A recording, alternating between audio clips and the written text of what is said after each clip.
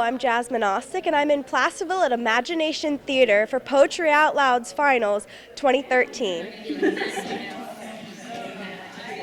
I'm sitting here with Deb Jensen, the director of the El Dorado Arts Council. And what are you looking forward to seeing tonight?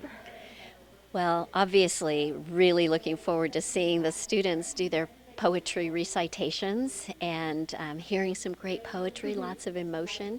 But the other thing that's great about this event is that a whole community of people gather together to support the students and the idea of poetry and the idea of the arts in our community. How did you get involved with this program?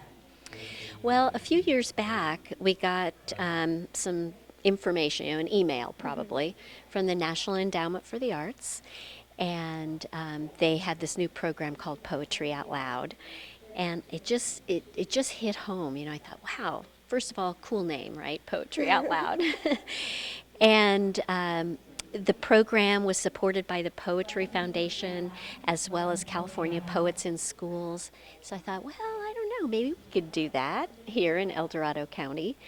And then the next thing was on Saturday when I was shopping at Rayleigh's, doing my grocery shopping, my friend Maura was there, who is a poet, an incredible educator, an incredible community member, and the rest is history. So Maura Magnuson really is what made this program come alive. She took it by the horns. So how many other people are involved with Poetry Out Loud? At the schools, there are probably between 500 and 1,200 in any given year, students, and between 15 and 25 teachers. And then there are probably about 45 to 70 volunteers who are judges and coaches and tabulators and people who are out there tonight helping get ready for the finals. So how in our somewhat smaller community do you find the funding for this type of program? Oh, that's a great question. I think that when a program is right, it's relatively easier to raise funds for it. And I think that the name Poetry Out Loud and the fact that we were so excited about it is what has made it possible to raise the funds for it. So we get big funding from the Women's Fund of El Dorado, which is just a fantastic group of community members, all women, I think a few men, but mostly women, who invest their money in programs in the community that they think are going to make the community better. So funding from the Women's Fund, funding from some private sponsors, other businesses, and then California Arts Council, California Poets in Schools helps us to pay our poet coach. So what's your view on how Poetry Out Loud helps your community? I think that programs like this that engage us as human beings in understanding art and in participating in art require a certain amount of focus and open-heartedness, open-mindedness, and that's got to be good for the community in the long run. But the poems that we're going to hear tonight are classic poems that are beloved in the English language, and the students that are reciting them have gotten to really understand what that poetry is about. And so I think that when the audience hears that, then they are also captivated. There's a great relationship between artists and their patrons or their audience. The audience needs to be there because that's somebody to receive what it is that the artist is giving. So we're going to see that in action tonight. I think it'll be a really enthusiastic artist, the students, and also enthusiastic audience.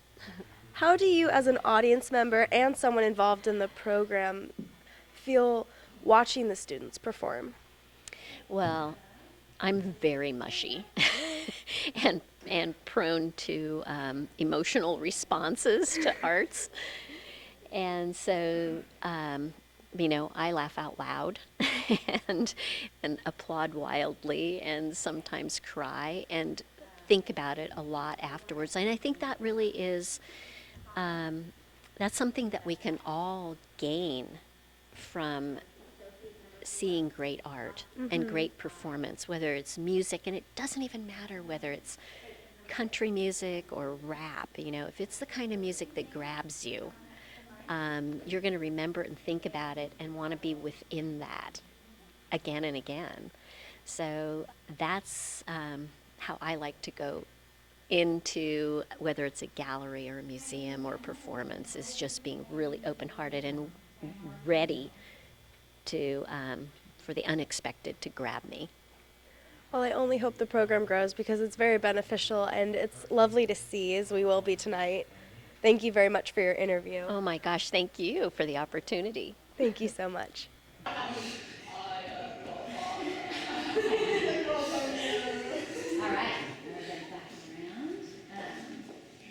I'm standing here with Serena, one of the judges for Poetry Out Loud, and what are you hoping to see tonight from these performers?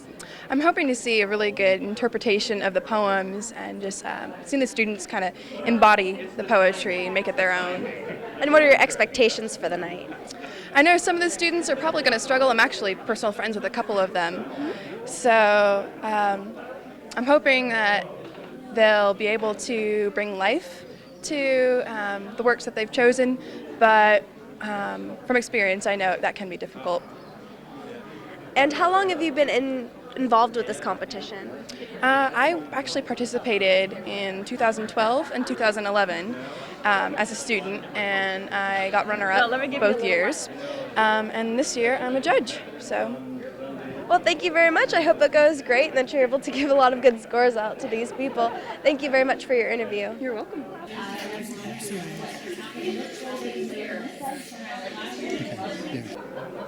I'm standing here with Jeff Knorr, and he is the Sacramento Poet Laureate. And what are you hoping to see tonight? I'm hoping to see some inspirational reciting of poetry. This afternoon I was in Sacramento at the Poetry Out Loud in Sacramento, and it was great to see the heart and interpretation of the poems that people brought. Yeah. And what are your expectations to see from this group of people? I think my expectations are pretty high. I've heard great things about the coaches, great things about the students, and so my expectations are that they're going to bring it tonight. And where are you going after this to be involved with more poetry? After this, I've got a middle school in El Dorado Hills, the Golden Hills School, the Crocker Art Museum next week, and Davis. I've got a couple readings coming up in Davis. That sounds great. And how did you get involved with poetry in your community? Poetry in general or poetry out loud? Both. How about that? Poetry in my community. I've always believed that as a writer, you're a literary citizen. Mm-hmm. So, you need to be out there doing things, working in the community, working with kids, working with, different groups that are working with poetry. Poetry Out Loud, I got involved a number of years ago. I was invited to be a judge in Sacramento. I happen to know a few of the people directing this El Dorado group, and so they invited me to come along and be a judge. So how'd you get involved with Poetry Out Loud? I guess it was 4 years ago I was asked to be a judge in Sacramento, mm-hmm. and then this year Moira Magnuson invited me to come be a judge here in El Dorado. That sounds great. Thank you so much, and thank you for your participation in our community event. You're welcome. It's very nice to have you here. We're very appreciative. Well, thank you. It's great to be here. Thank you.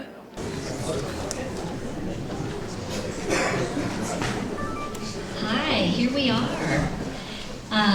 The lights kind of dimmed and the music stopped, so I just came to the microphone. Welcome to Imagination Theater. This venue is so special in El Dorado County, where we have, believe it or not, a dearth of arts venues. And so the fact of us being able to support this venue and likewise be supported by it is really, really important to our community. So thank you so much to Lanny Langston and Peter Wolf and Imagination Theater.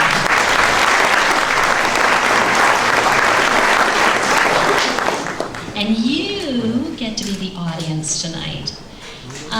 Audiences have a very, very special role in the arts because pretty much every artist who's on stage wants to have an audience, and every artist who creates a painting or a sculpture wants to have a patron, which fills the role of the audience. So the fact of being the audience is as essential to the arts in our community as, in fact, are the artists and the performers. So thank you very much for being our audience tonight. Thank you. Poetry Out Loud is one of those programs that just got wings. It did. This is our 4th year with the El Dorado Arts Council managing Poetry Out Loud here in the county. And I think the first year we had maybe four schools participating, and then it's just taken off from there. We're so excited to be able to do it, and here's the thing. Not only do we need audiences, but for a program like this to happen, you have to have a lot of community support. So we have probably 15 to 25 teachers who participate with their students. We have 45 to 70 adult volunteers who are the judges and tabulators and coaches and on and on. We've got Gerald Lilpop, who's a volunteer who did all of the wonderful publicity for this event. Thank you, Gerald.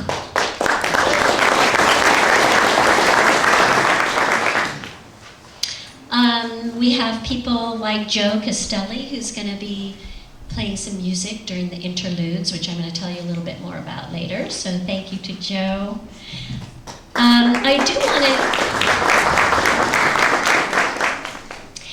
also want to thank a special group of people, and those are the ones who are on foundation boards and involved with organizations that believe that it's important to help fund the arts. The arts function differently than a regular business might, and one of the things that is really essential is that communities understand the broad rippling effects that the arts can have economically, and therefore give some additional help and support to make the artists able to do that as a living. So for this event, we've had some great support. Locally, the Women's Fund El Dorado has supported this event for, I think, 3 years now, so thank you to the Women's Fund for that. If you have not heard about the Women's Fund El Dorado, I really encourage you to get online and Google Women's Fund El Dorado and look it up and find out what they're about. It's really quite amazing, so generous, and we're so thankful.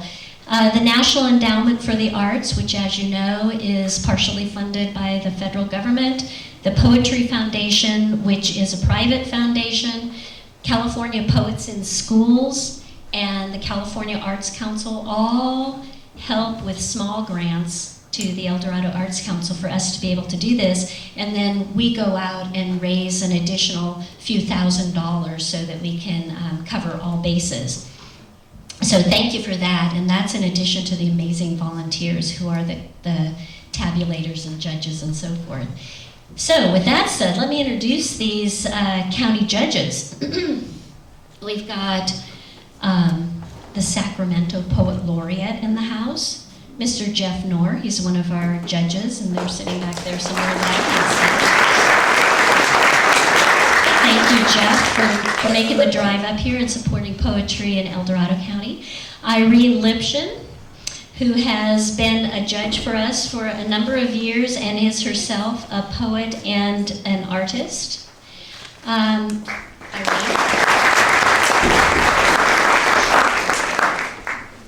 Serena Mora is a former Poetry Out Loud participant who earned second place at our county finals last year and the year before, and she's now finishing her bachelor's degree. She's going to finish her bachelor's degree in like 18 months. Can you imagine that?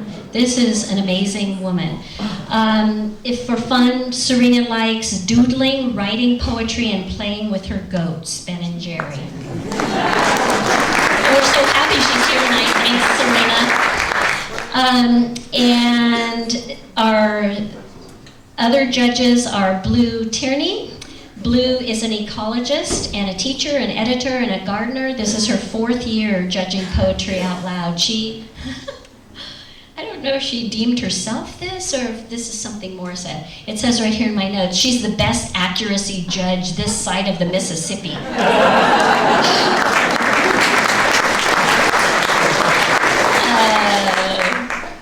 I think we just go ahead and claim that for Blue. Okay. Andy Trams is also a judge tonight. Andy is an amazing painter, very well-known painter and book artist. She has a lifelong devotion to creative work in wild places. She's been exhibited both private and public collections, including Yale University. I think the Smithsonian has some of her pieces of art. She's an amazing artist, and we're happy to have Andy here with us tonight. Thank you. Our tabulators. Okay, so you're going to get a little workshop on how all of this judging works, but it involves numbers and adding. And so we had to get some people who could also add. And we've got Carl Drake and Maura Magnuson, who are going to be our tabulators. So thank you to Carl and Maura.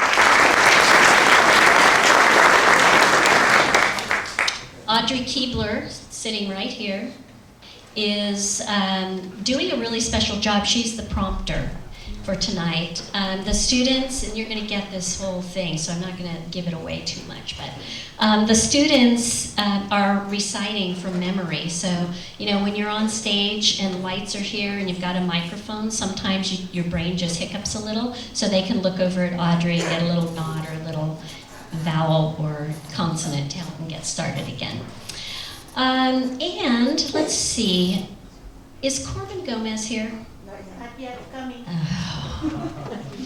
Okay. Corbin is like our main movie star of Poetry Out Loud. I'm going to tell you who he is, and then if you don't know who he is, I'm going to embarrass him later when he comes in the door. In fact, if he comes in the door while I'm talking, let's all jump up and say surprise or something.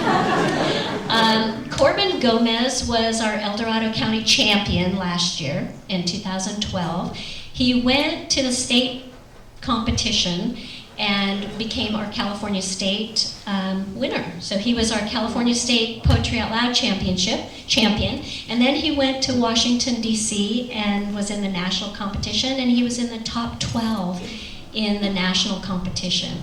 So how amazing is that? In our little rural county, we turned out an amazing champion. So I believe that it's because of this whole community of people who've been involved that was able to happen. Oh, and his amazing parents too, who are here. So thank you.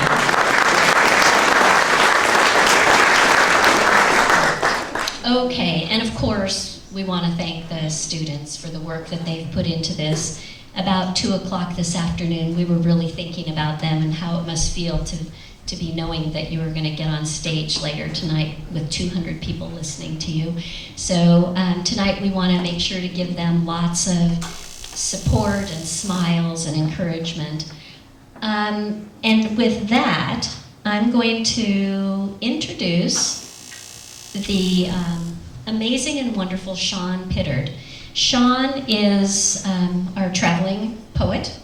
I want him to have one of those magnetic things on his car because he has visited every high school that participates. He's been in every classroom that has students participating in Poetry Out Loud. He's worked with hundreds and hundreds of students in preparation for Poetry Out Loud and this final tonight. Hey, here they come. Okay, this is fun.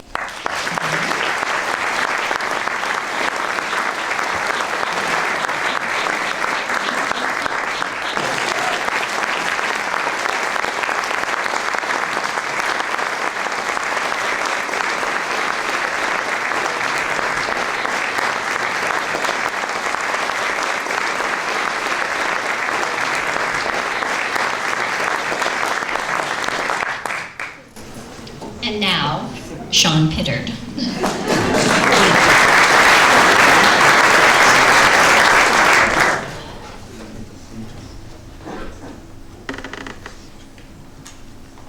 Wow. These young people have done such incredible work.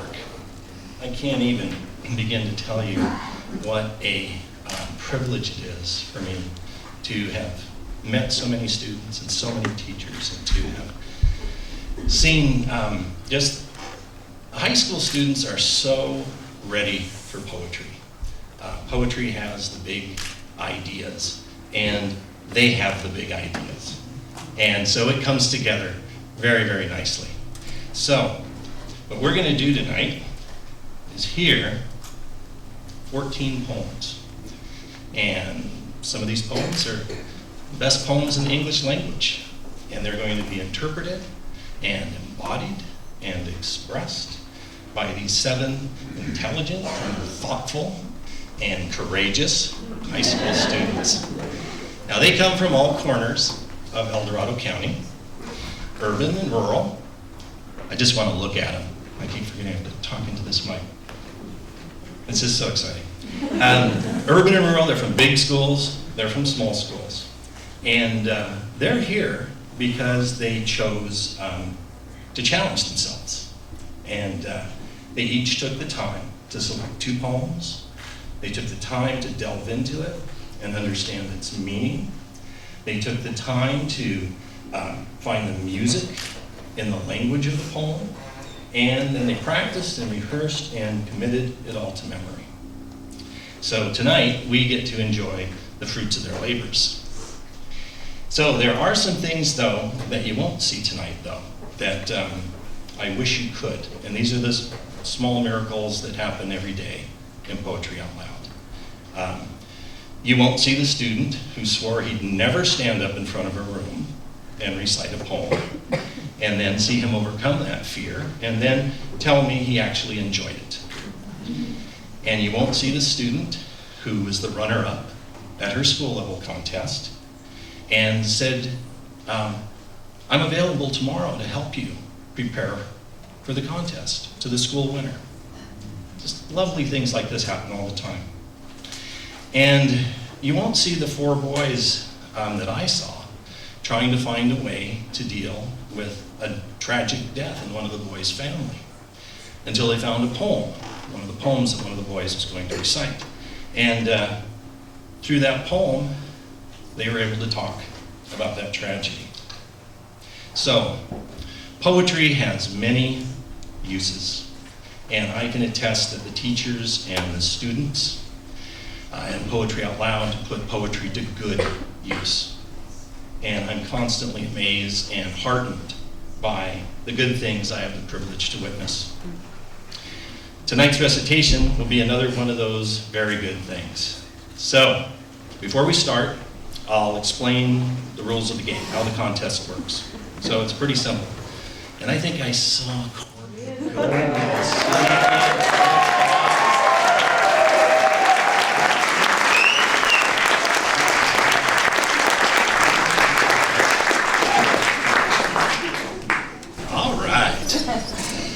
Okay, now we're ready to start.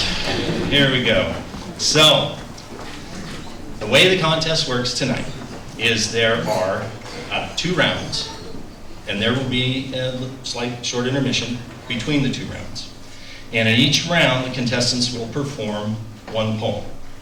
Then after the student recites a poem, there'll be about a minute, minute and a half for the judges to fill in their score sheets, and we'll get to hear some nice music during that time.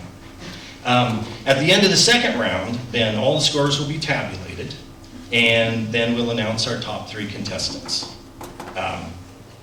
The winner will go on to, of course, the state contest, which is on March 24 and 25 this year in Sacramento. So our performers will be evaluated by 5 judges according to the following guidelines.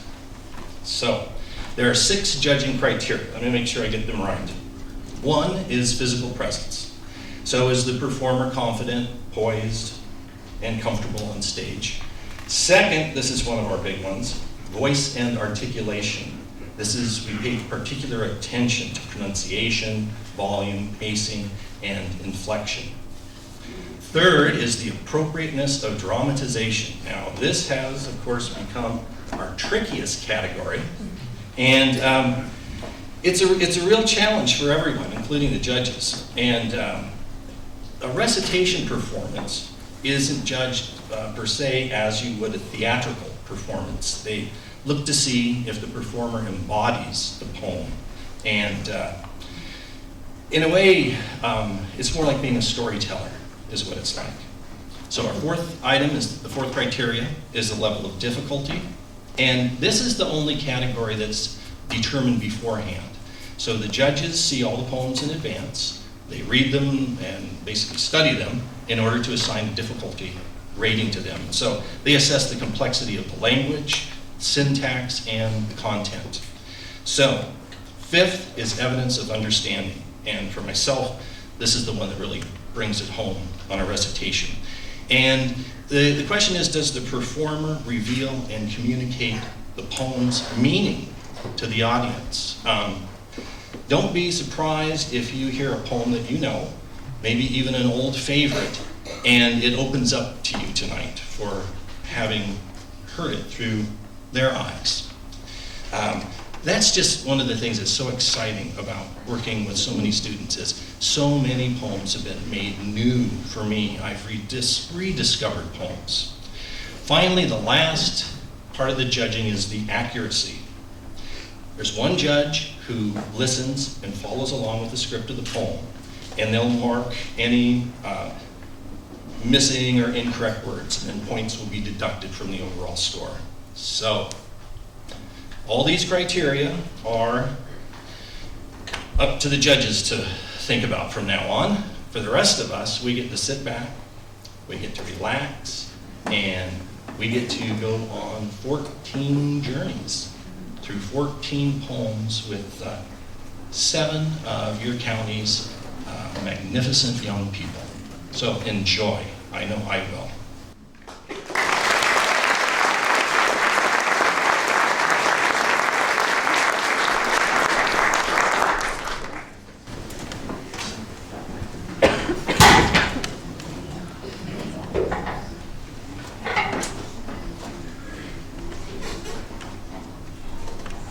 Okay, it's time. I'll read the name and the school and the teacher for each of the students in this first round.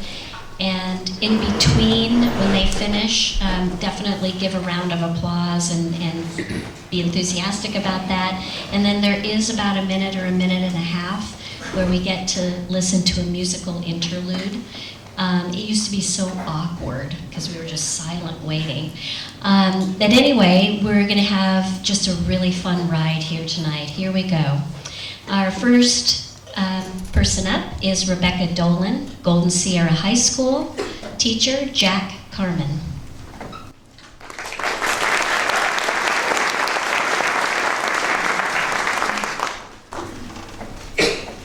My name is Rebecca Dolan, and I will be reciting After Working 60 Hours, Again, For What Reason, by Bob Hickok. The best job I had was moving a stone from one side of the road to the other. This required a permit, which required a bribe. The bribe took all my salary. Yet, because I hadn't finished the job, I had no salary. And to pay the bribe, I took a job moving the stone the other way. Because the official wanted his bribe, he gave me a permit for the second job. When I pointed out that the work would best be completed if I did nothing, he complimented my brain and wrote a letter to my employer suggesting promotion on stationery bearing the wings of a raptor, spread in flight over a mountain smaller than the bird. My boss, fearing my intelligence, paid me to sleep on the sofa and take lunch with the official who required a bribe to keep anything from being done. When I told my parents, they wrote my brother to come home from university to be slapped on the back of the head. Dutifully, he arrived and bowed to receive his instruction. at which point sense entered his body, and he asked what I could do by way of a job. I pointed out there were stones everywhere, trying not to move. All it took was a little gumption to be the man who didn't move them. It was harder to explain the intricacies of not obtaining a permit to not do this. Just yesterday, he got up at dawn and shaved, as if the lack of hair on his face has anything to do with the appearance of food on an empty table. Thank you.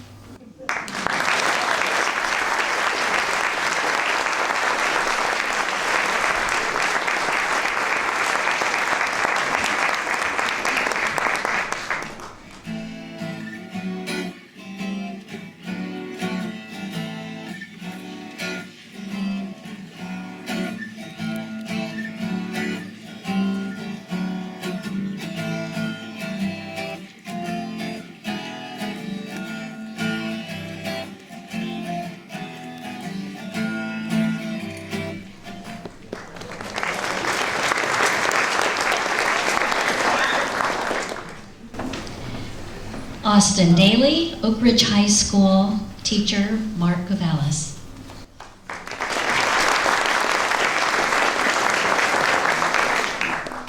My name is Austin Daly. I will be reciting Sonnet 18, Shall I Compare Thee to a Summer's Day, by William Shakespeare.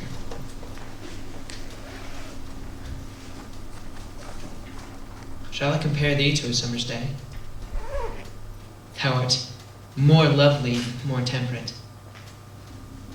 Rough winds do shake the darling buds of May, and summer's lease hath all too short a date. Sometimes too hot the eye of heaven shines, and often his gold complexion dimmed. And every fair from fair sometimes declines by chance or by nature's changing course untrimmed. But thy eternal summer shall not fade, nor lose possession of that fair thou owest. Nor shall death brag thou wanderest in his shade, when in eternal lines to time thou growest. So long as men can breathe, or eyes can see, so long lives this, and this gives life to thee. Thank you.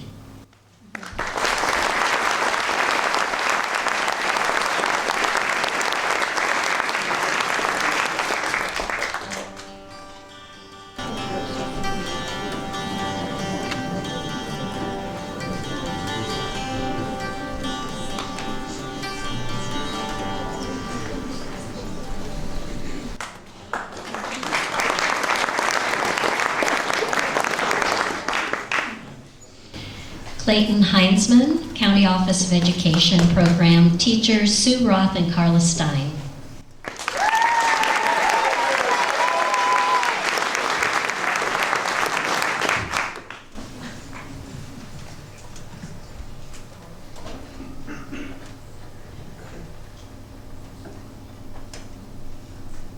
My name is Clayton Heinzman, and I'll be reciting Ballad of Birmingham by Dudley Randall. On the bombing of a church in Birmingham, Alabama, 1963. Mother dear, may I go downtown instead of out to play and march the streets of Birmingham in a freedom march today? No, baby, no, you may not go, for the dogs are fierce and wild, and clubs and hoses, guns and jails aren't good for a little child. But mother, I won't be alone. Other children will go with me and march the streets of Birmingham to make our country free. No, baby, no, you may not go, for I fear those guns will fire. But you may go to church instead and sing in the children's choir.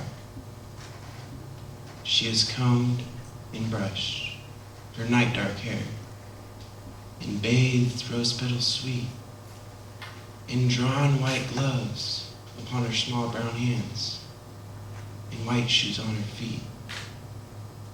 The mother smiled to know her child was in a sacred place.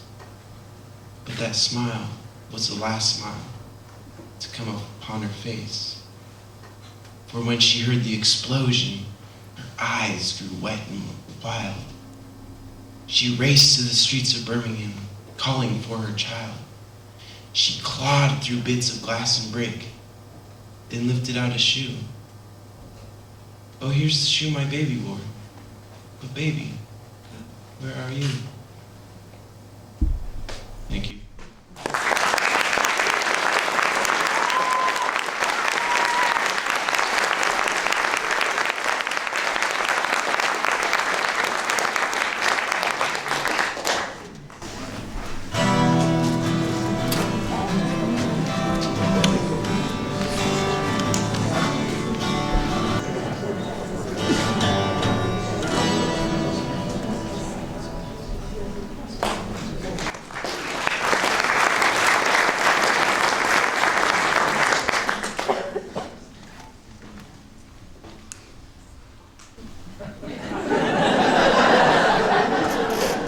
I'm going to let Emma Holm deal with this. Emma's from El Dorado High School, and her teacher is Jennifer Hansen.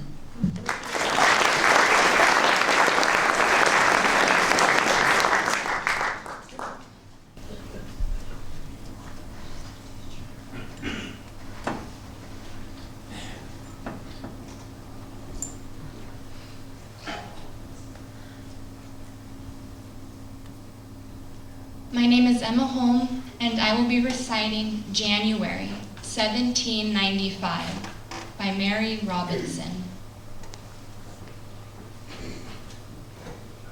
Pavement slippery, people sneezing, lords in ermine, beggars freezing, titled gluttons dainties carving, genius in a garret, starving. Lofty mansions, warm and spacious, courtiers cringing and voracious. Misers scarce the wretched heeding, gallant soldiers fighting, bleeding. Wives who laugh at passive spouses, theaters and meeting houses, balls where simpering misses languish, hospitals and groans of anguish. Arts and sciences bewailing, commerce drooping, credit failing, placemen mocking subjects loyal, separations, weddings royal. Authors who can't earn a dinner, many a subtle rogue a winner. Fugitives for shelter seeking, misers hoarding, tradesmen breaking, taste and talents quite deserted, all the laws of truth perverted, arrogance or merit soaring, merit silently deploring. Ladies gambling night and morning, fools the works of genius scorning. Ladies, lovers, ancient dames for girls mistaken, youthful damsels quite forsaken, some in luxury delighting, more in talking than in fighting, lovers old and beaux decrepit, lordlings empty and insipid, poets, painters, and musicians, lawyers, doctors, politicians, pamphlets, newspapers, and odes, seeking fame by different roads. Gallant souls with empty purses, generals only fit for nurses, schoolboys smit with martial spirit, taking place of veteran merit, honest men who can't get places, knaves who shew unblushing faces. Ruin hastened, peace retarded, candor spurned, and art rewarded. Thank you.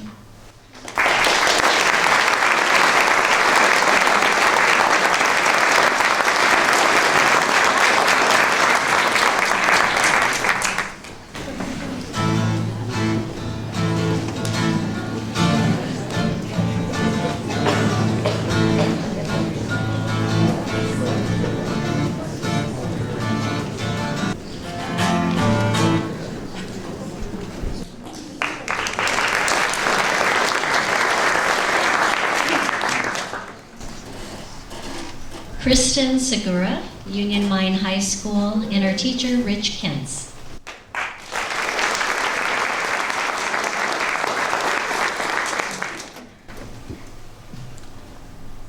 My name is Kristen Segura, and I will be performing To the Ladies by Lady Mary Chudley.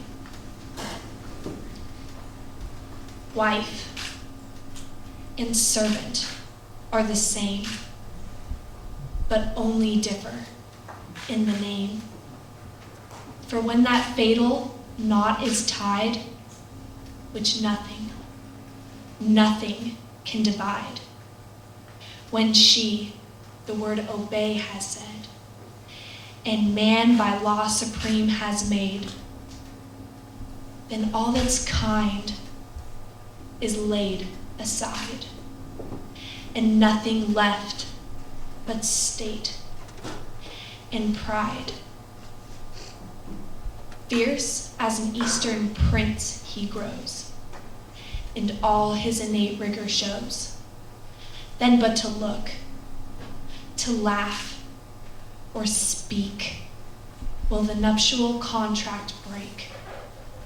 Like mutes, she signs alone must make, and never any freedom take,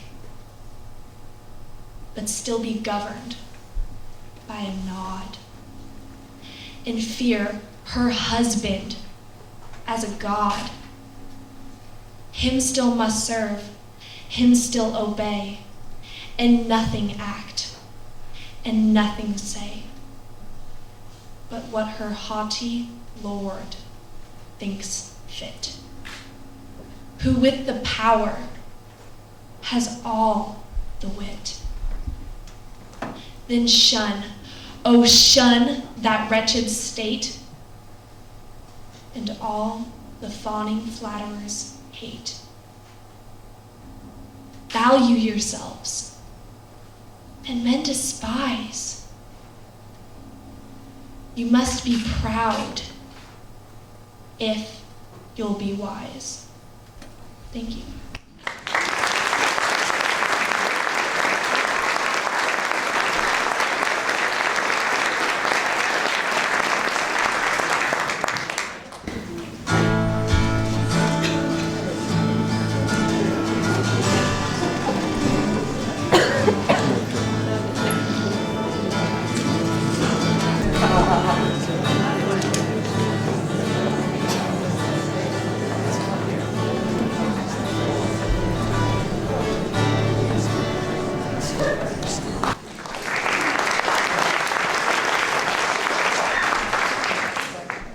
Sophie Meyer, Ponderosa High School, teacher Rochelle Hodson.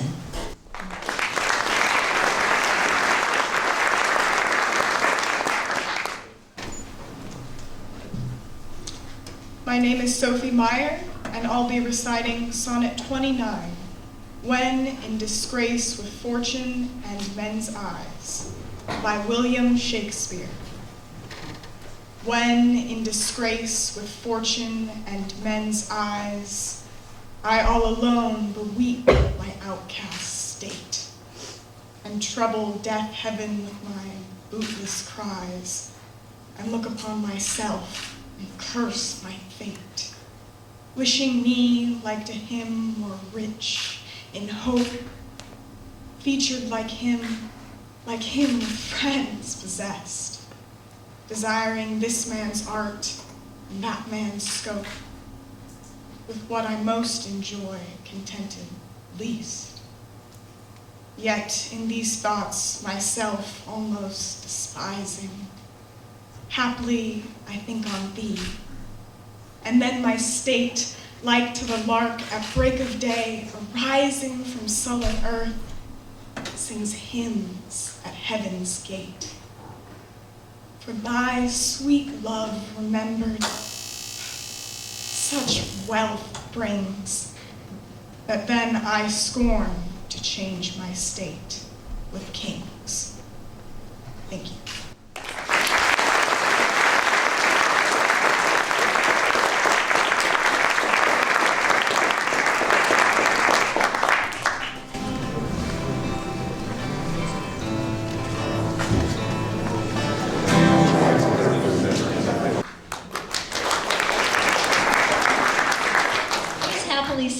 Every time I walked over, you would applaud, and I thought, oh, how nice. And then he stopped and you applauded, so I knew what was up. Thanks to Joe for the interludes. Those are wonderful.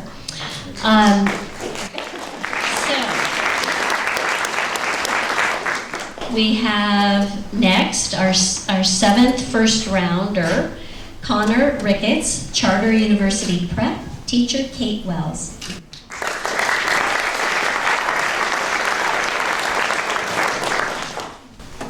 My name is Connor Ricketts, and I will be presenting War Ballad by Stanley Moss.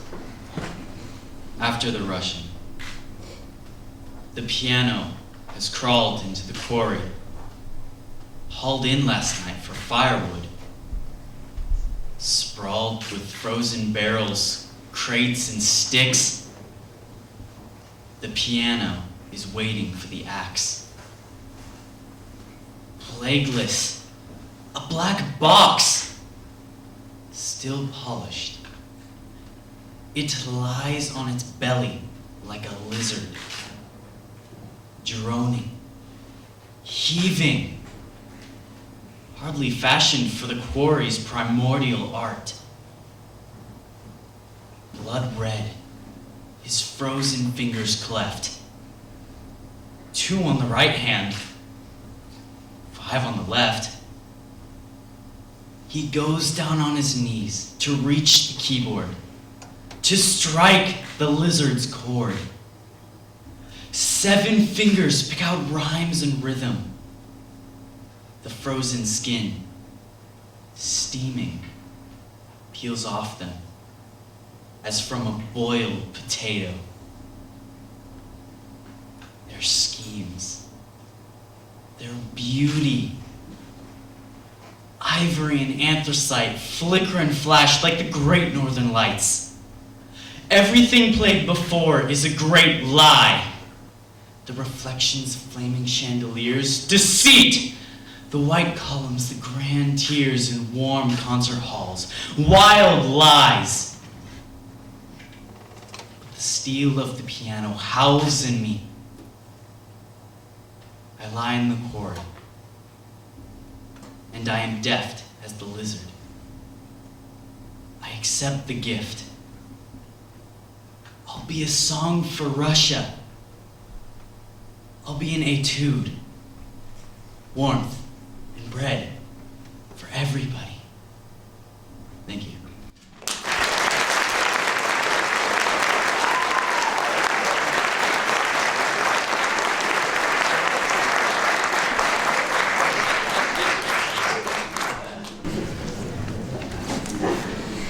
Okay, thank you very much to all of the students who recited. We're going to take a little intermission here so the judges and tabulators can get everything caught up on round one. They get to relax a bit, clear their throats, and we'll come right back here to your seats in about 10.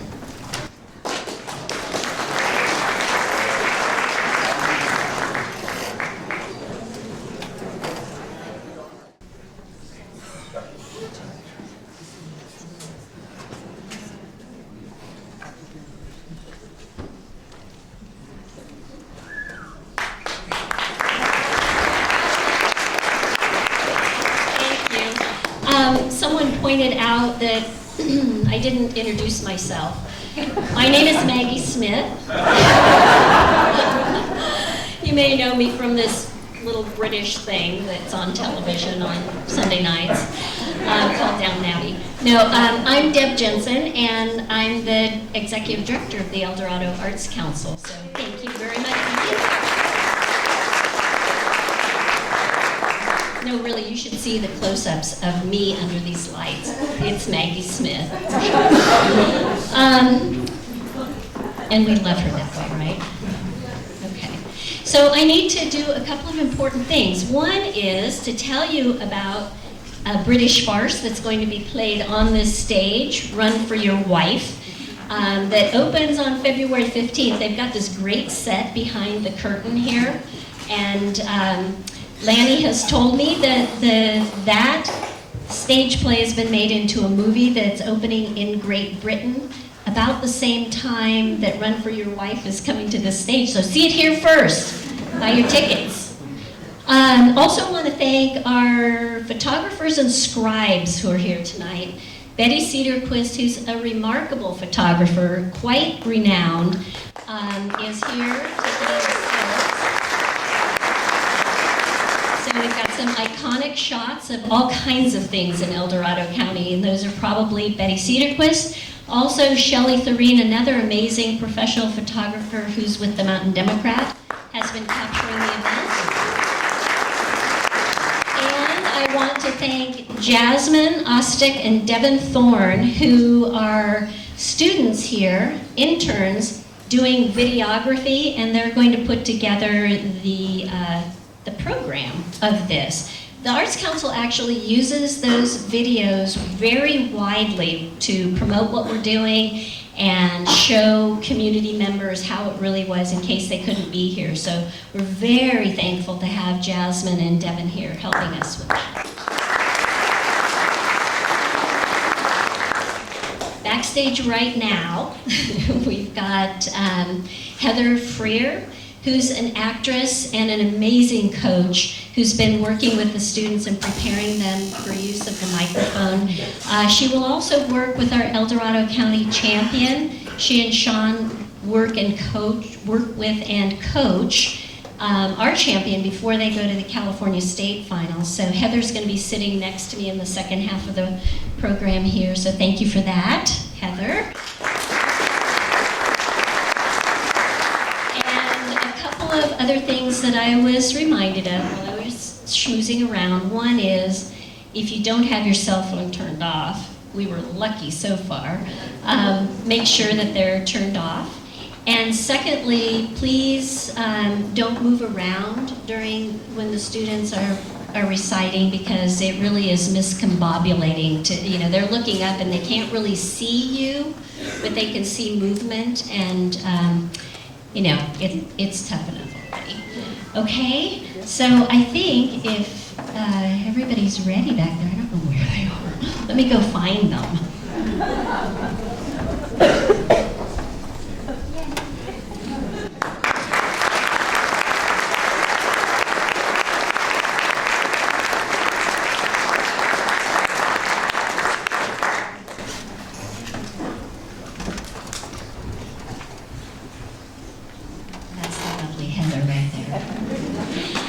So for the second round, we have a different performance order. And beginning for us is going to be Emma Holm, El Dorado High School.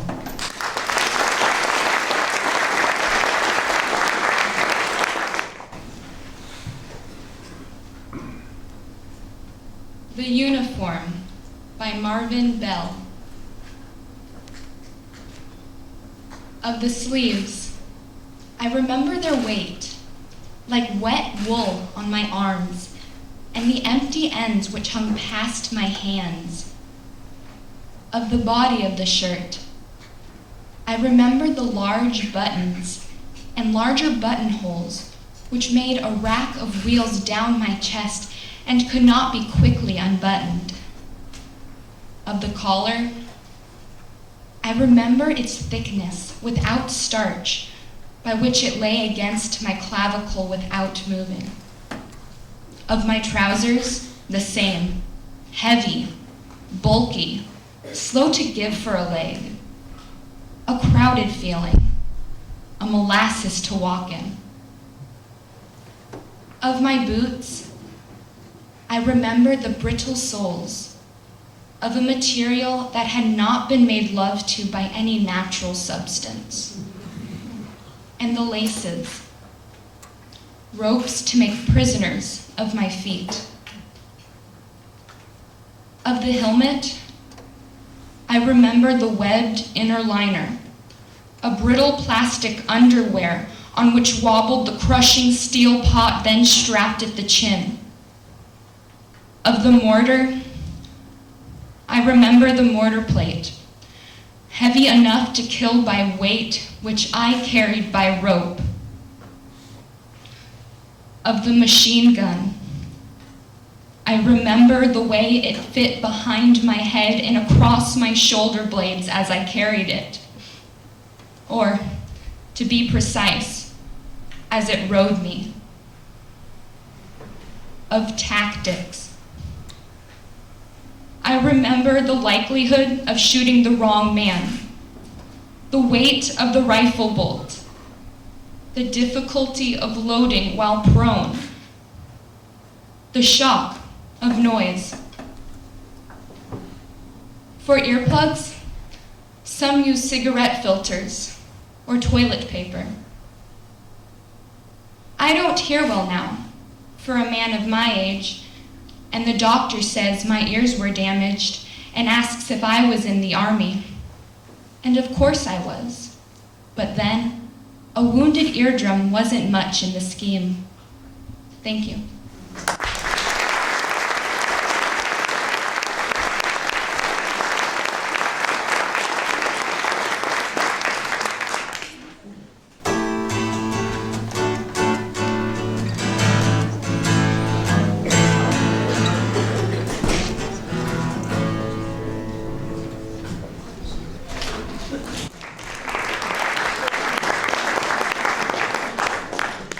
Connor Ricketts, Charter University Prep.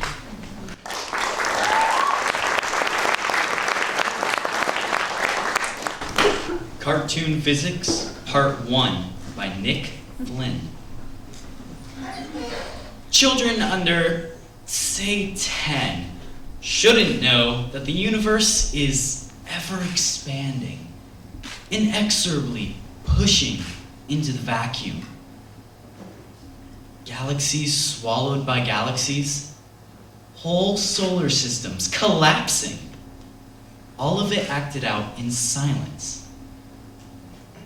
At 10, we are still learning the rules of cartoon animation, that if a man draws a door on a rock, only he can pass through it.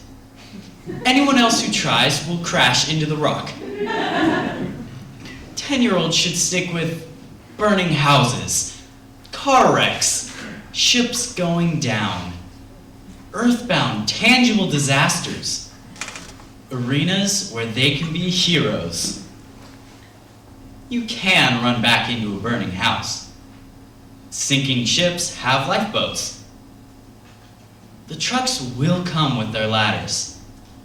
And if you jump, you will be saved. A child places her hand on the roof of a school bus and drives across the city of sand. She knows the exact spot it will skid, at which point the bridge will give, who will swim to safety, and who will be pulled under by sharks. She will learn that if a man runs off the edge of a cliff, he will not fall until he notices his mistake. Thank you.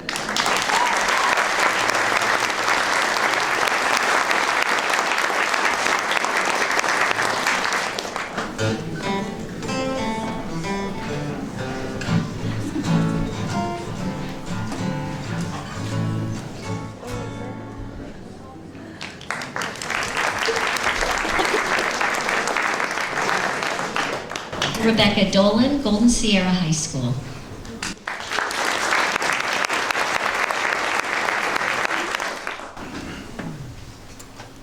Beautiful Wreckage by W.D. Aram. What if I didn't shoot the old lady running away from our patrol? Or the old man in the back of the head? Or the boy in the marketplace? Or what if the boy, but he didn't have a grenade, and the woman in Hue didn't lie in the rain in a mortar pit with 7 Marines just for food? Gaffney didn't get hit in the knee. Ames didn't die in the river. Ski didn't die in a medevac chopper between Cantien and Da Nang.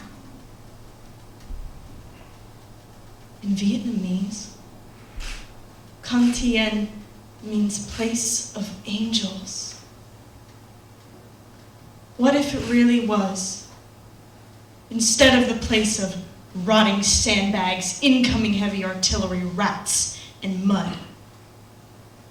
What if the angels were Ames and Ski, or the lady, the man, and the boy, and they lifted Gaffney out of the mud and healed his shattered knee?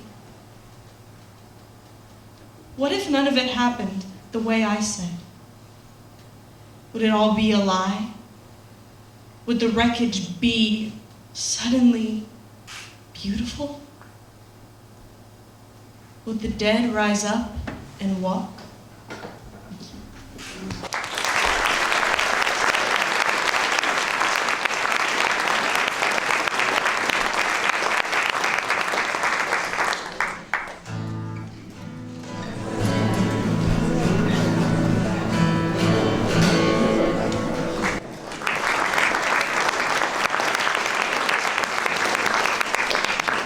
Sophie Meyer, Ponderosa High School.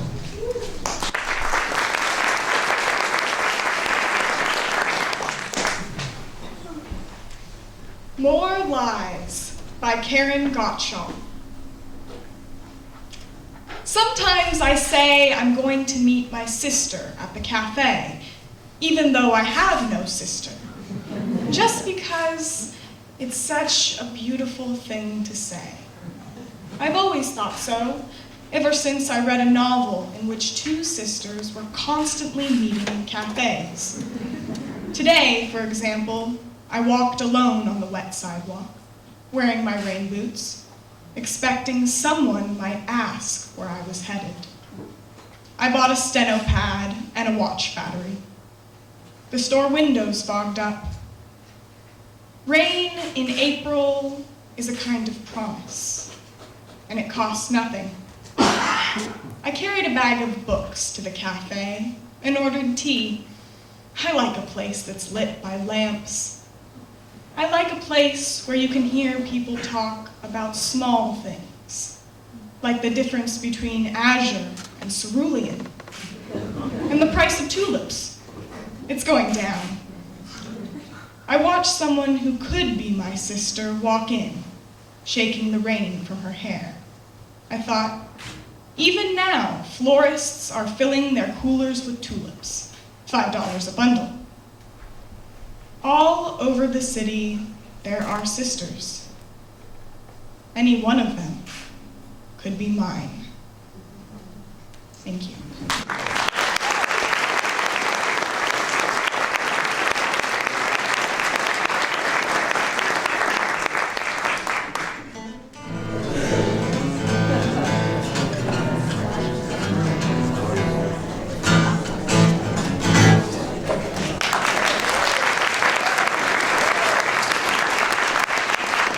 Joe Castelli, thank Thank you, Joe.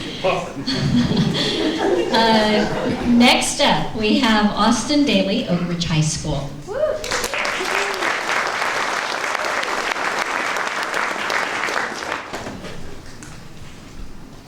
Beginning by James Wright.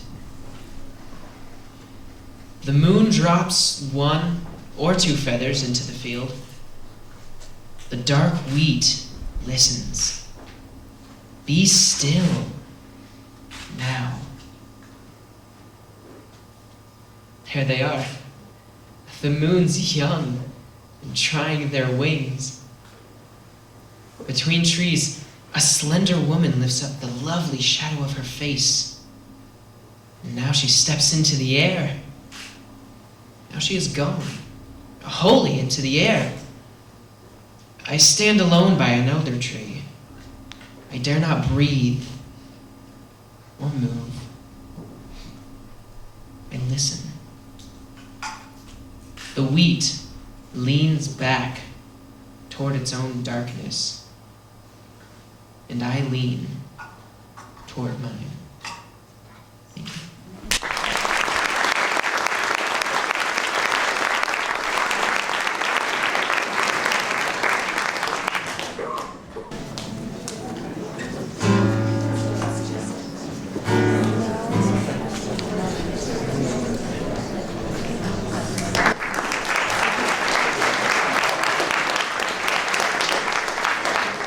Clayton Heinzman, County Office of Education Program.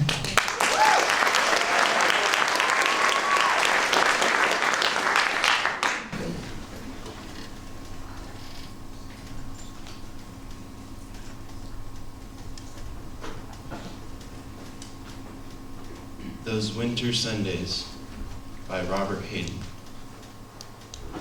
Sundays, too, my father got up early and put his clothes on in the blue-black cold. Then with cracked hands that ached from labor in the weekday weather, made banked fires blaze. No one ever thanked him. When the rooms were warm, he'd call, and slowly I would rise and dress, fearing the chronic angers of that house, speaking indifferently to him, who has driven out the cold and polished my good shoes as well.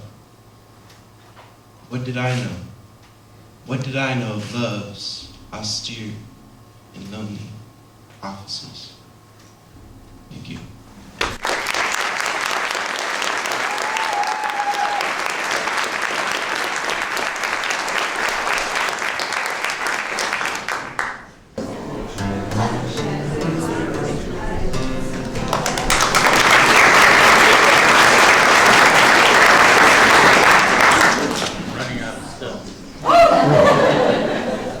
I don't take my orders from you. I take them from her. Okay, thanks, Joe. We've got now Kristen Segura, Union Mine High School.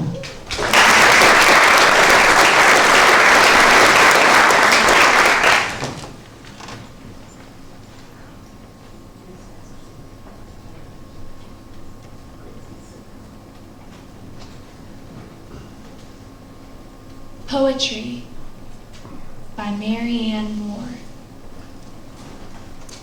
I too dislike it. There are things that are important beyond all this fiddle. Reading it, however, with a perfect content for it, one discovers, in it after all, a place for the genuine. Hands that can grasp, eyes that can dilate, hair that can rise if it must. These things are important, not because a high-sounding interpretation can be put upon them, but because they are useful. When they become so derivative as to become unintelligible, the same thing may be said for all of us, that we do not admire what we cannot understand. The bat, holding on upside down, or in quest of something to eat. Elephants pushing, a wild horse taking a roll, a tireless wolf under a tree, the immovable critic twitching his skin like a horse that feels a flea, the baseball fan, the statistician. Nor is it valid to discriminate against business documents and school books. All these phenomena are important. One must make a distinction, however. When dragged into prominence by half poets, the result is not poetry, nor till the poets among us can be literalists of the imagination, above insolence and triviality, and can present for inspection imaginary gardens with real toads in them. Shall we have it? In the meantime, if you demand on the one hand the raw material of poetry in all its rawness, and that which is on the other hand genuine, you are interested in poetry. Thank you.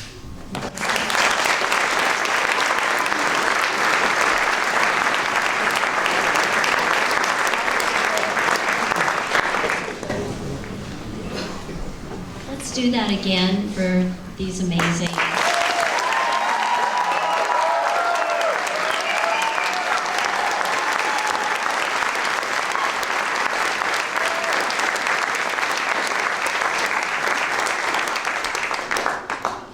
Thank you, audience.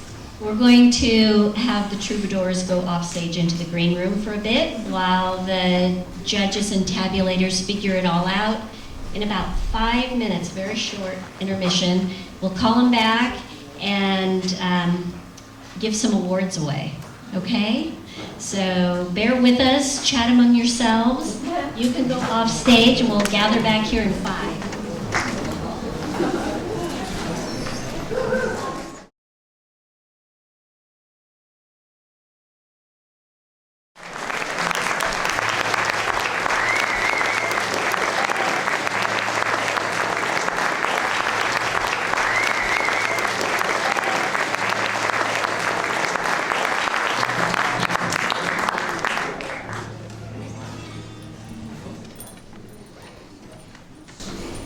We're going to have some presentations here, but before that, I'd like to invite Corbin Gomez to come up on stage.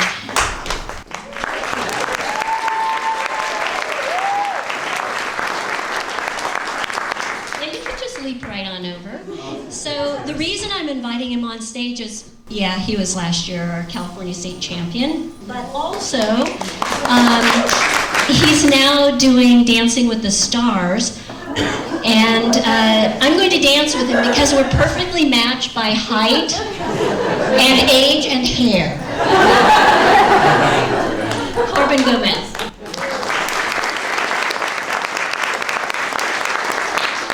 Hi everyone, I just want to say it's really good to be back. I love seeing all these performances, and thank you to El Dorado Arts Council and the Women's Fund and all the teachers and the coaches and everybody who just put so much into this. And I really wish the best for all these students and our El Dorado County champion who's going to go on to state. So thank you very much.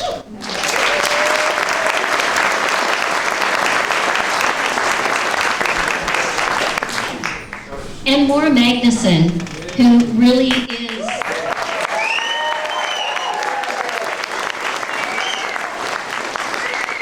Maura's a Poetry Out Loud goddess. And now let's do some presentations here. First of all, we want to make sure that every student gets a recognition of this event. And so, Maura, are you going to hand these recognitions out? Heather and Sharon will hand out the recognitions. The dog tag that she's putting around their heads, around their necks, is a wonderful quote, that beautiful quote from Mary Oliver's poem, The Summer Day. Tell me, what is it you plan to do with your one wild and precious life? And it's one of those that inspires everybody of any age. So we hope they'll remember their Poetry Out Loud experience for a long time. They also have some certificates for being finalists in the El Dorado County Championship. And the Sacramento Poet Laureate Jeff Knorr, who's here judging tonight, has generously donated a book of his poetry for each one of the participants. So thank you very much, and you were just all amazing. Thank you.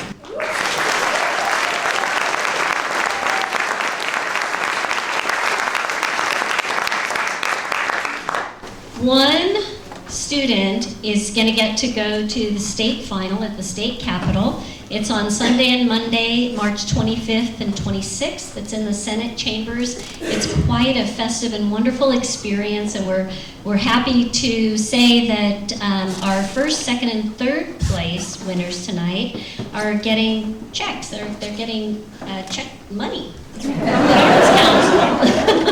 So the third place winner gets a $50 check, the second place winner gets a $75 check, and the first place winner gets a $100 check, as well as a beautiful award. Heather, do you want to show us those awards?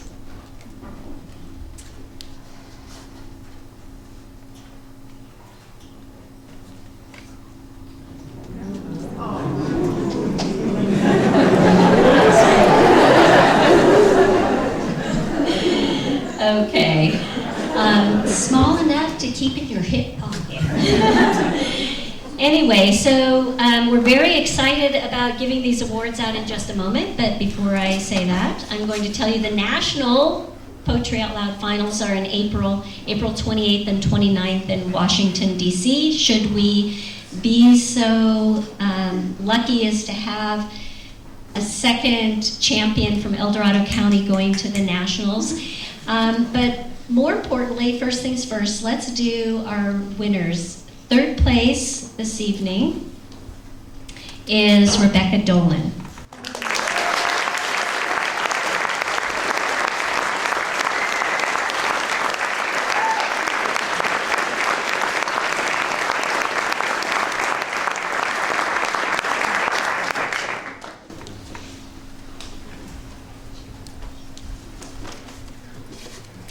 Our second place winner is Kristen Segura.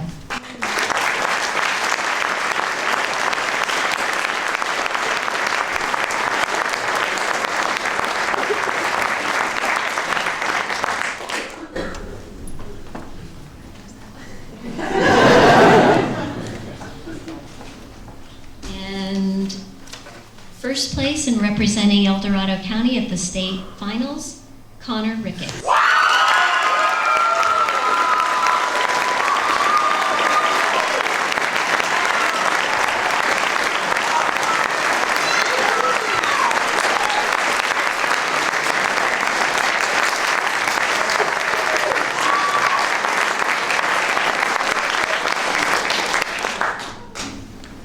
Amazing.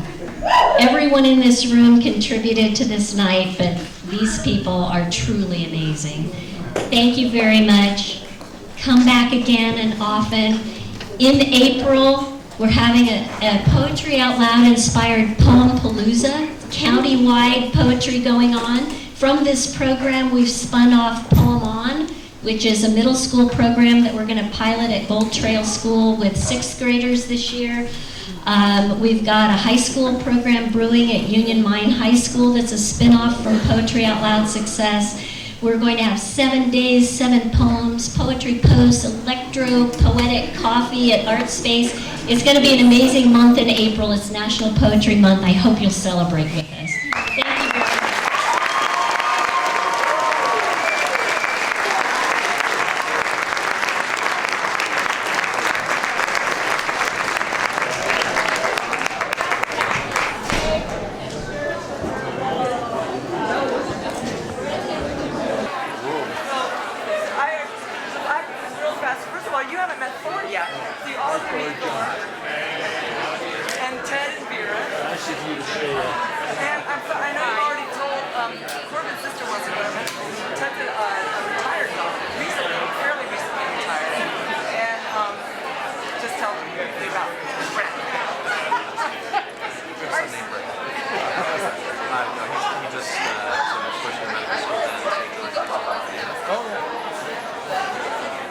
I'm standing here with Rebecca Dolan, third place runner-up. And how did it feel to compete in this competition tonight?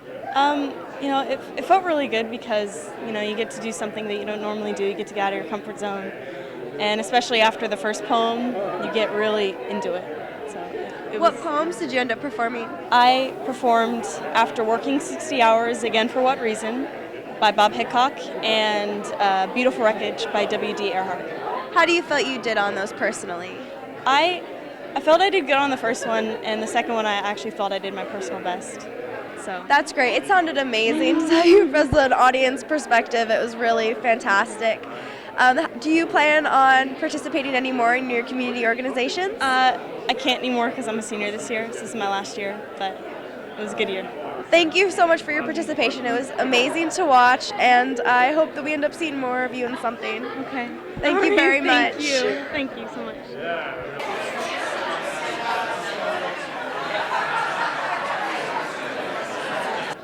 I'm standing here with Connor Ricketts, first place winner of the El Dorado Poetry Out Loud competition. How do you feel that you did tonight? I felt that I did awesome. I just felt like I had a great performance tonight. And what I did backstage is, I just prayed. I just prayed to God and gave it to him, and he did it. So. Can you tell me the poems that you recited tonight? War Ballad by Stanley Moss and Cartoon Physics Part 1 by Nick Flynn. And how do you feel you personally did tonight? I just felt like I did my best. Better than what I did at my school. Really. How did you prepare for this competition? I recited it a lot, and I just took the tutoring thing that they provide, and it helped a lot. Just reciting it and changing a couple things. What do you plan to do to better yourself for the next step that is state? I don't know, just keep practicing and changing into a better performance, I guess. Do you plan on participating in any more community events such as Poetry Out Loud or mentoring people that come after you? I might do it again, like next year or something. But I'm definitely wanting to do it again because it was fun. Good. You did a fantastic job, and I'd love to see more from you because it was absolutely amazing to watch you tonight. Thank you very much. Thank you. Thank you.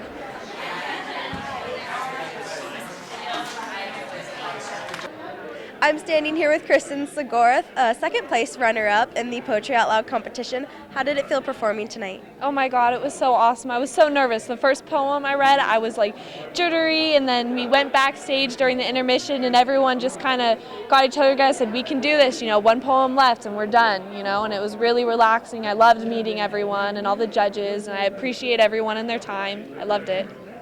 And do you plan on doing more of this in your years to come of high school? Yes, I'm only a sophomore, so I will definitely be back next year.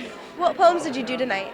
I did To the Ladies by Lady Mary Chudley, and I did Poetry by Marianne Moore. Do you hope to go even further next time you perform in this competition? I hope so, but if it doesn't, he deserved rightfully to win, and I'm so happy that he did. What happens, what happens. How do you feel participating in a community event such as this that can really better you personally and in your future for college and speaking situations? Oh my gosh, I loved it. I love extracurricular activities. At first it started out as something more to put on my college transcript, but then I, fell in love with it. I love poetry now, and I've been really getting into American literature, and it's started so much. So you feel that this opportunity really opened you up to new experiences in literature and poetry combined? Yes, oh my gosh. It's like everywhere I go, I talk poetry now, I look at poetry now, I'm so excited, anything, it's just like, yeah. Thank you so much. You did a fantastic job, and I hope you come again and do even better because you were fantastic. Thank you so much.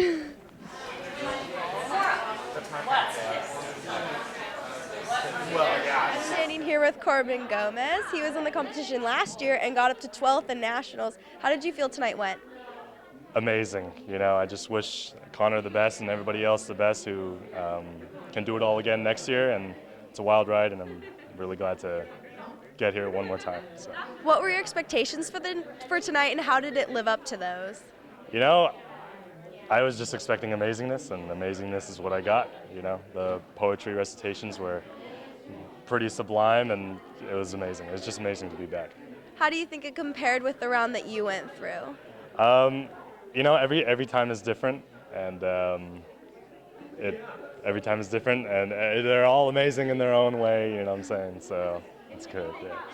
Thank you very much. And do you plan on doing any more mentoring to people or Poetry Out Loud type competitions in your future? Definitely. You know, I'd love to, you know, mentor and come back and just keep being a part of this great experience. So.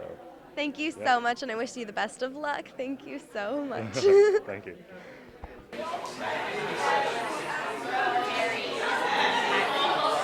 I'm Jasmine Ossick, and I am standing here with Maura Magnuson. She's a Poetry Out Loud coordinator in El Dorado Arts Council. Administrator. Program administrator, yes. And what did you do to get this competition set up? Well, this year or at the very beginning?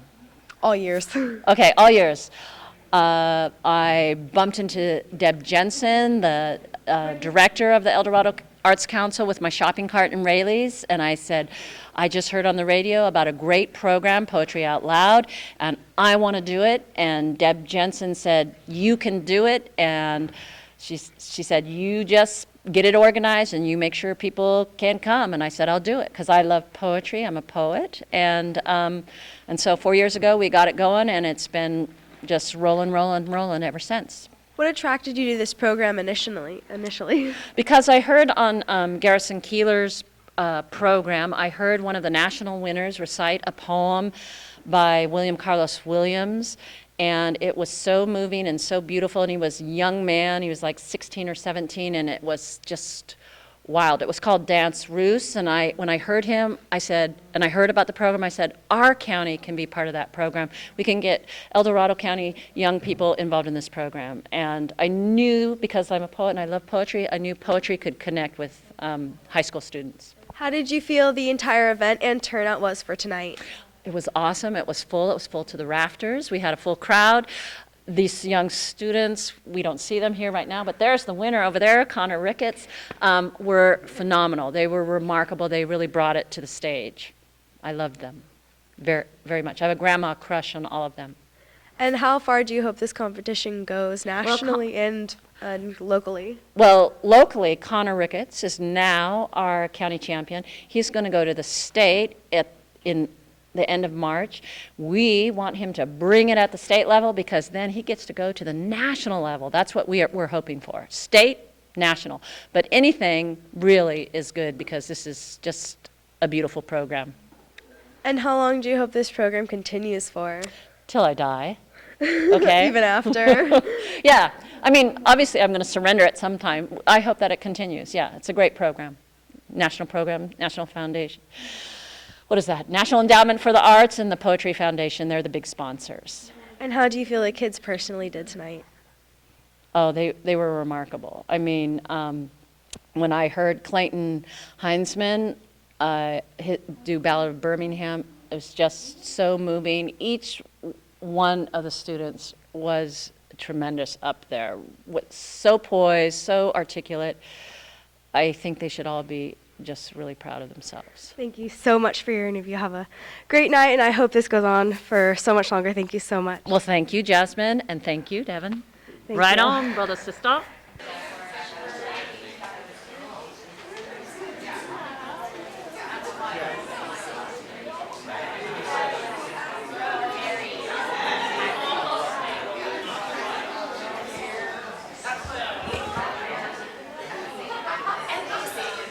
Exactly.